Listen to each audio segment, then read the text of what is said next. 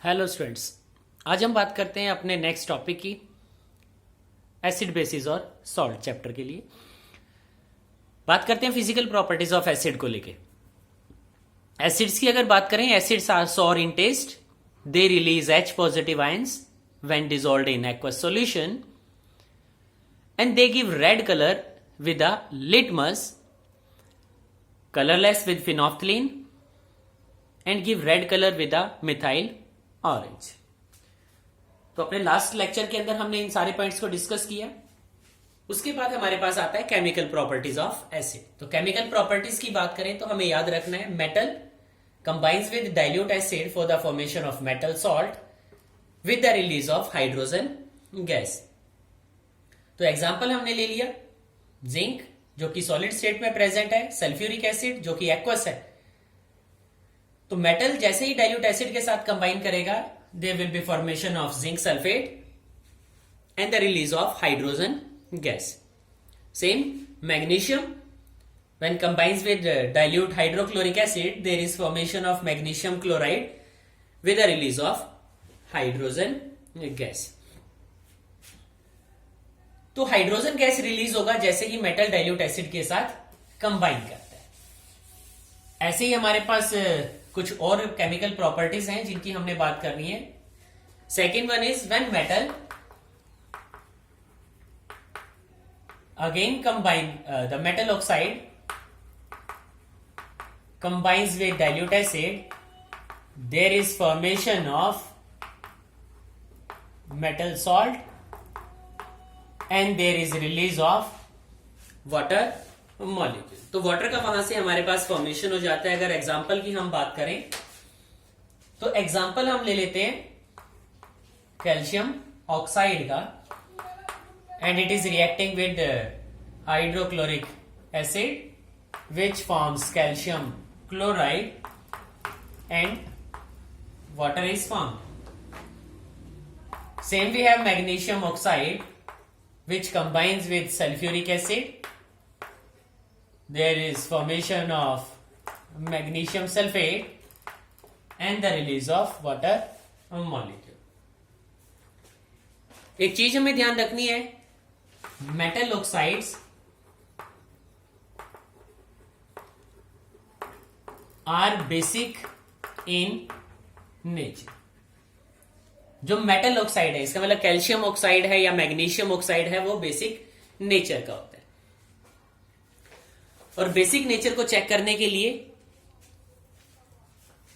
हम बात करते हैं एक रिएक्शन की, और वो रिएक्शन है कि metal oxide when dissolved in dilute acid there is formation of metal salt and the release of water. तो एसिड का जो रिएक्शन है that is given with a base. ठीक है, एसिड जो है वो बेस के साथ कंबाइन करता है। ऐसे ही एक और रिएक्शन हम बात कर लेते हैं जो कि है मेटल कार्बोनेट्स का। Metal carbonates combines with dilute acid for the formation of metal salt plus water with the release of carbon dioxide. तो यहां मेटल कार्बोनेट की अगर हम बात करें तो हमने एग्जांपल चूज किया सोडियम कार्बोनेट का। So we have sodium carbonate which combines with hydrochloric acid for the formation of sodium chloride, water with the release of carbon dioxide gas. ऐसे ही हम कैल्शियम कार्बोनेट की बात कर लेते हैं। Calcium carbonate combines with hydrochloric acid for the formation of calcium chloride, water and carbon dioxide. तो यहां पर कार्बन डाइऑक्साइड गैस रिलीज होती है। तो अगर हमें ये देखना है कि कार्बन डाइऑक्साइड गैस रिलीज हुई है, उसको किस तरह से हम चेक करें, तो उसके लिए हम केमिकल टेस्ट्स का यूज करते हैं। हम ये देखते हैं कि कौन से केमिकल टेस्ट हैं जिनका यूज किया जाए जहां से हम रिएक्शंस को इजीली ऑब्जर्व कर पाए। देख लें हम कि किस तरह से चेक किया जाएगा कि कार्बन डाइऑक्साइड गैस वहां पर रिलीज होती है।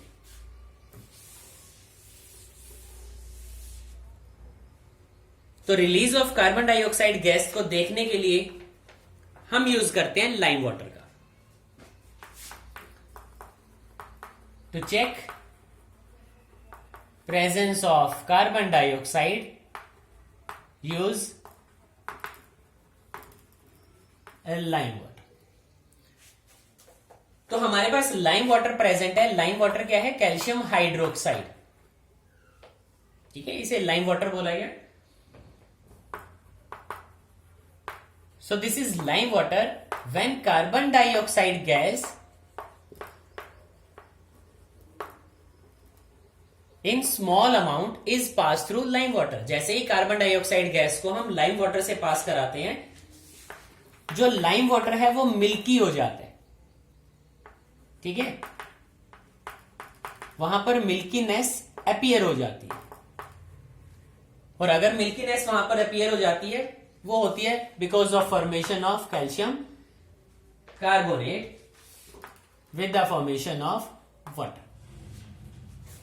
तो यहां से इस चीज को ध्यान रखना है कि लाइम वाटर से जैसे ही कार्बन डाइऑक्साइड गैस को स्मॉल अमाउंट में हम पास कराते हैं, वहां पर हमारे पास कैल्शियम कार्बोनेट होगा और वाटर का फॉर्मेशन होगा, और जो कैल्शियम कार्बोनेट है वो मिल्की हो जाता है। लेकिन अगर हम कैल्शियम हाइड्रोक्साइड से कार्बन डाइऑक्साइड गैस को पास कराएं इन एक्सेस अमाउंट, अगर हम लार्ज अमाउंट में उसे पास कराते हैं, then there is formation of calcium hydrogen carbonate. तो वहां पर कैल्शियम हाइड्रोजन कार्बोनेट का फॉर्मेशन हो जाता है और ये एक सोल्यूबल प्रोडक्ट है। और सोल्यूबल प्रोडक्ट होने की वजह से जो मिल्कीनेस था वो डिसअपीयर हो जाएगा। ठीक है, जो मिल्कीनेस है वो डिसअपीयर वहां से हो जाती है। तो ये रिएक्शंस हैं जिनकी हमने बात करनी है। These are the chemical properties. अगर फर्स्ट केमिकल प्रॉपर्टी की बात करें तो हमने स्टडी किया metal combines with dilute acid for the formation of metal salt and the release of hydrogen gas। Second chemical property है कि metal oxide combines with dilute acid for the formation of metal salt and water, and the third one is when metal carbonates or bicarbonates combines with dilute acid, there is formation of metal salt, water with the release of carbon dioxide gas। इसके साथ ही साथ हमने ये check किया कि carbon dioxide अगर release होता है तो उसे किस तरह से चेक किया जा सकता है। And the presence of carbon dioxide gas can be checked with the help of lime water. तो यहां हमारी फिजिकल और केमिकल प्रॉपर्टीज कंप्लीट हो जाती हैं। इसके बाद हम बात करते हैं अपने नेक्स्ट टॉपिक की, जो कि है स्ट्रॉन्ग एंड वीक एसिड्स। तो सबसे पहले अगर बात करें व्हाट आर स्ट्रॉन्ग एसिड्स, तो एसिड्स हैं हमारे पास, एसिड की कैटेगरी है हमारे पास कि स्ट्रॉन्ग है या फिर कोई एसिड वीक होगा वहां पर। तो अगर स्ट्रॉन्ग या वीक एसिड की हमने बात करनी है, देन स्ट्रॉन्ग एसिड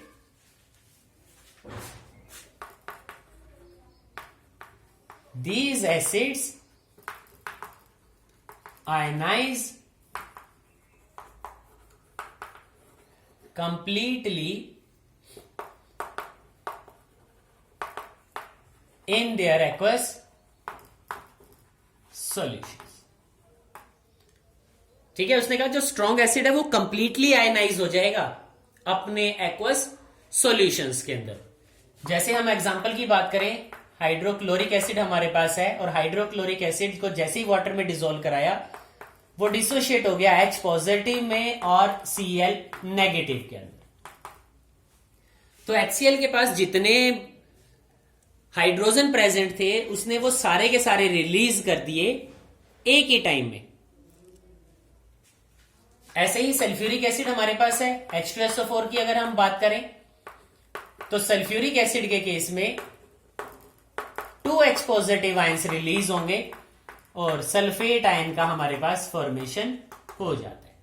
तो सल्फ्यूरिक एसिड के लिए देखो 2 हाइड्रोजन उसके पास थे and in the same step it release both H positive ions in their aqueous solutions. तो ये दोनों ही हमारे पास स्ट्रॉन्ग एसिड की कैटेगरी के अंदर आते हैं। HCl भी एक स्ट्रॉन्ग एसिड है और H2SO4 भी एक स्ट्रॉन्ग एसिड है।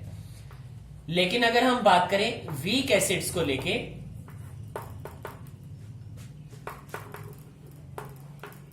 these acids ionize in their aqueous solution in small extent.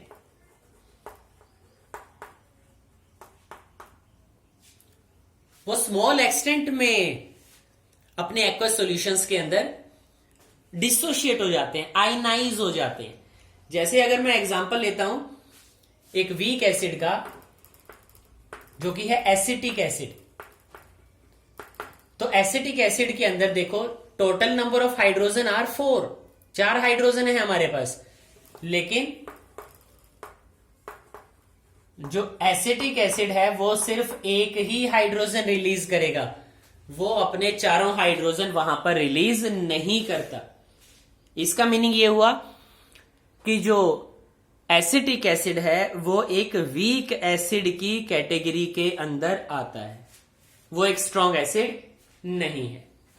ऐसे ही हम बात कर सकते हैं फॉर्मिक एसिड की।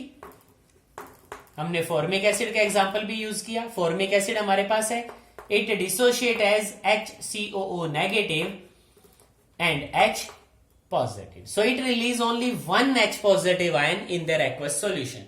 जबकि फॉर्मिक एसिड में 2 हाइड्रोजन हमें दिखाई दे रहे हैं, लेकिन वो क्या करता है, सिर्फ एक ही हाइड्रोजन को एज H पॉजिटिव रिलीज करते हैं। तो इस चीज का हमें वहां पर ध्यान रखना है कि what are strong acid and what are weak acid, कि स्ट्रॉन्ग एसिड कौन से होंगे और वीक एसिड कौन से होंगे। आगे बात करते हैं बेसिसिटी ऑफ एसिड्स को लेके।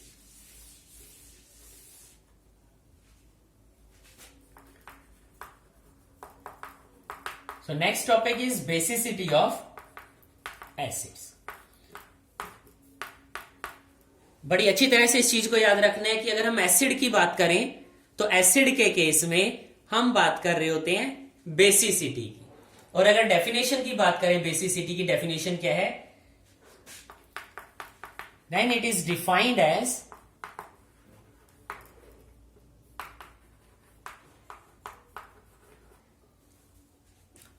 the number of replaceable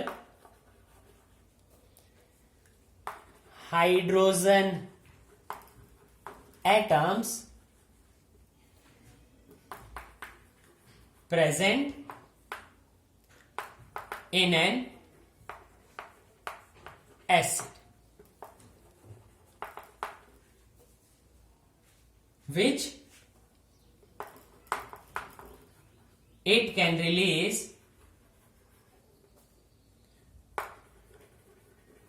when dissolved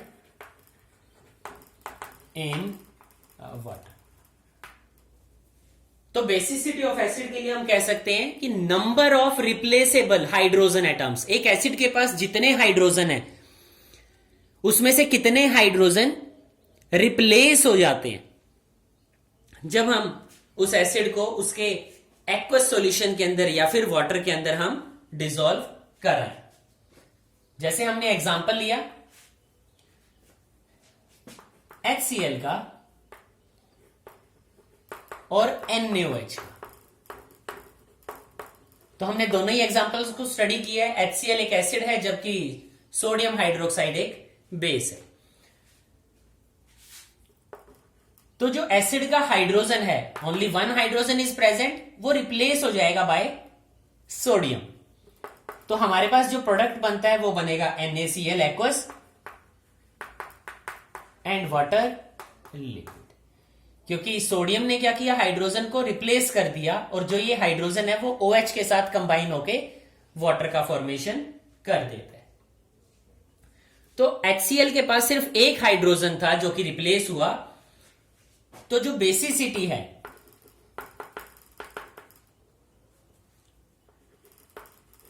HCl का वो 1 होगी। ठीक है, बेसिसिटी जो HCl का होगा वो 1 होगी, क्योंकि उसके पास एक ही हाइड्रोजन था और वही एक हाइड्रोजन क्या हुआ, रिप्लेस हो गया। अगर हम बात करें एक और एग्जांपल की, सल्फ्यूरिक एसिड है हमारे पास और उसने कंबाइन किया NaOH के साथ, सोडियम हाइड्रोक्साइड के साथ उसने कंबाइन किया, तो जो सोडियम है, number of sodium are 2, number of hydrogen are 2, तो दोनों सोडियम क्या करेंगे, दोनों हाइड्रोजन को रिप्लेस कर देंगे। तो हमारे पास बनेगा sodium sulphate in aqueous solution and the hydrogen will combine with again with water. वो फिर से क्या करेगा, वाटर के साथ कंबाइन करेगा। तो यहां पर जो बेसिसिटी होगा सल्फ्यूरिक एसिड का वो